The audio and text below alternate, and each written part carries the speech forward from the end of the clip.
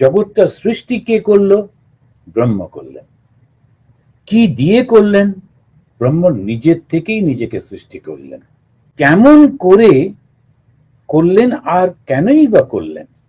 তখন ওরা বলছেন যে এটা তার ইচ্ছা মাত্র হয়েছে, কেন সেটা আমরা বলতে পারবো না। স্বামীজি যখন জিজ্ঞেস করা হলো যে এই সৃষ্টিটা কখন হয়েছিল, তখন স্বামীজি বলছেন, Hindus are bold enough to say we do not no.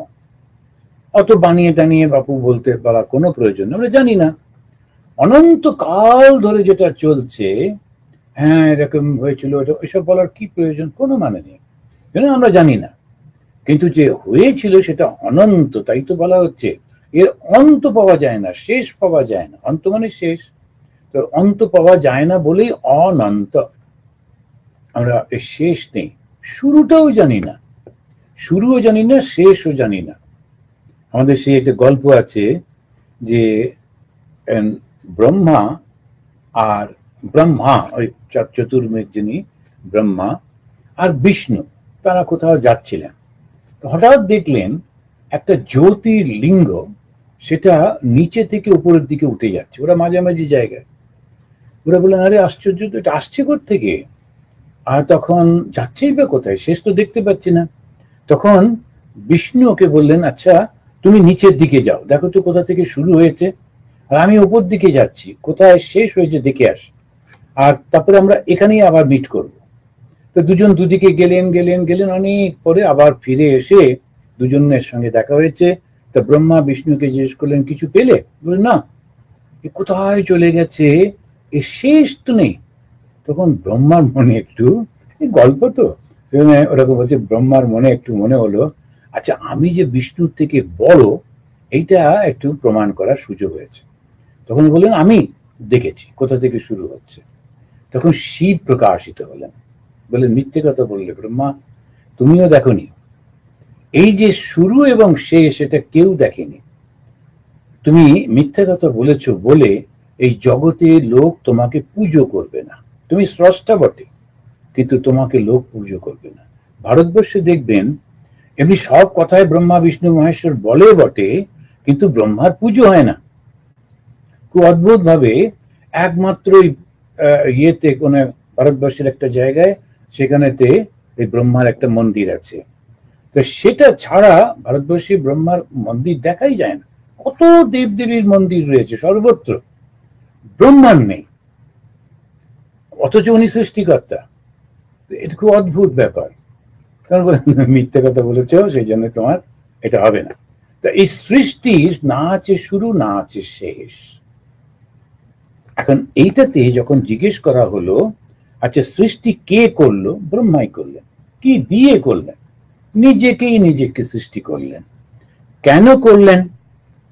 কেননা তার ইচ্ছা হলো তাই। তাকে বলা হলো যে দ্বৈত ভাবে বলা হচ্ছে লীলা।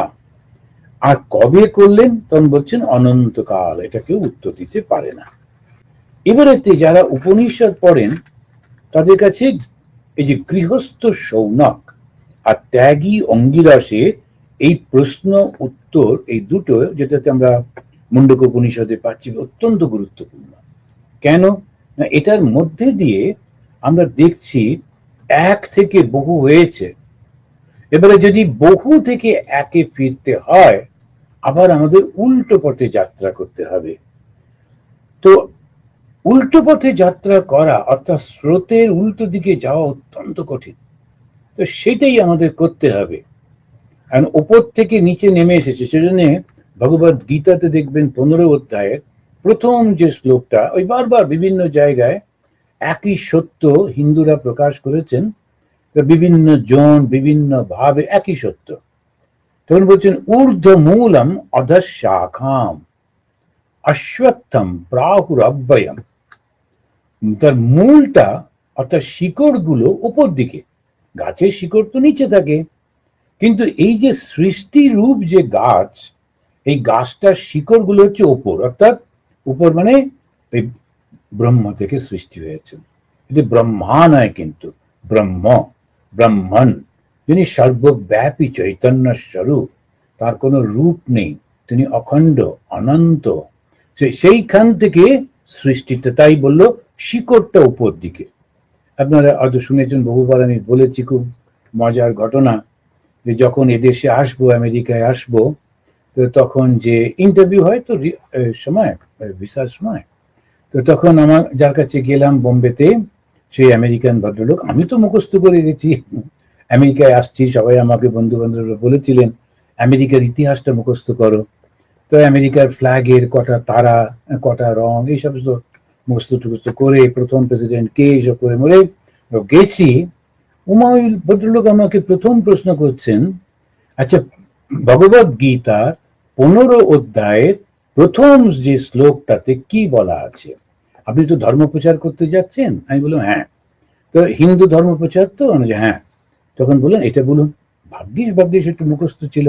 তখন ঊর্ধ্বমূলম অধঃশাখাম অশ্বত্থম প্রাহুরব্যয়ম ছন্দাংসি যস্য পর্ণানি। এখন কি সুন্দর করে ব্যাখ্যা করছেন এই সৃষ্টির ব্যাখ্যাটা, উপরে সেই শিকড়টা থেকে যেন নিচের দিকে নেমে আসছে, আর এই আস্তে আস্তে করে গাছটা, তার ডাল পালা পাতা ফুল ফল, এটা হচ্ছে সৃষ্টি। তো এই এক থেকে বহু হয়েছে। এবারে আমাদের জার্নিটা কি? আমাদের কিন্তু একে ফিরে যেতে হবে, বহু থেকে একেতে ফিরে যেতে হবে। যদি না ফিরে যেতে পারি তাহলে শান্তি নেই। আমার খুব সুন্দর কবিতা কদিন আগে পড়ছিলাম, এটা যদিও পুরনো ধারণা, কিন্তু কবিতা হিসেবে বেশ। এখন এই যে নদীটা, সে ছটফট করছে, সে কোথায় যেতে চাইছে। প্রচুর নদী, তারা সব যে যেখানে সৃষ্টি হয়েছে সবাই ছুটছে। কোথায় যাচ্ছে জানে না, কিন্তু কেন যাচ্ছে জানে না। কিন্তু যখন সে সমুদ্রে গিয়ে মিশছে, তখন তার সেই চলা শেষ হচ্ছে। তা মানুষের জীবনটাও, এই যে সৃষ্টি হলাম, ওই ছুটে চলেছি, কোথায় যাচ্ছি ঠিক জানি না। কি খুঁজছি? আনন্দকে খুঁজছি, কিন্তু কোথায় পাবো সেই আনন্দ? যখন ছোটবেলায় মনে হতো পেন্সিলটা পেলে আমার খুব ভালো, পেলাম, একটু আনন্দ হলো, আবার একটু বড় হলাম, মনে হলো যদি চাকরি পাই, বিয়ে টিয়ে করতে পারি, সংসার করি, বেশ সুন্দর করে একটা গাড়ি চালিয়ে ঘুরবো, পেলাম, তারপরে আবার সেই দুঃখ, আবার সেই ছুটেই চলেছি জীবনের পর জীবন, জন্মের পর জন্ম। তা কোথায় পাবো তাকে? তারপরেতে আমরা ভগবানের সামনে গিয়ে যেই দাঁড়াচ্ছি, ওই নদী যখন সমুদ্রে গিয়ে মিশছে, গঙ্গা আর সমুদ্র যেখানে, গঙ্গা সাগর, ওখানে দেখলে বোঝা যায় গঙ্গাটা কি আনন্দ। গঙ্গার বিশাল হয়ে গেছে, কেন? আর ক্ষুদ্র নয়, আর তার চলতে হবে না, চলা শেষ হয়ে যাচ্ছে। গঙ্গা তখন সমুদ্র হয়ে যাচ্ছে। এই গঙ্গার জল কখনো শেষ হবে না যখন সে সমুদ্রে গিয়ে পড়লো। তো এরকম ভাবে যদি আমরা দেখি, মানুষ যখন ভগবানের সামনে গিয়ে দাঁড়াচ্ছেন, তা তিনি যখন বলছেন আমি তোমার, আমাকে তুমি গ্রহণ করো, তখন সেই এক হয়ে যাচ্ছি। তখন যে আনন্দ, এই দুই এক হয়ে গেল, বহু একে পৌঁছে গেল। ঈশ্বরকে জানার নামই, এই ঈশ্বরকে জানাই, লাভ করাই মনুষ্য জীবনের উদ্দেশ্য।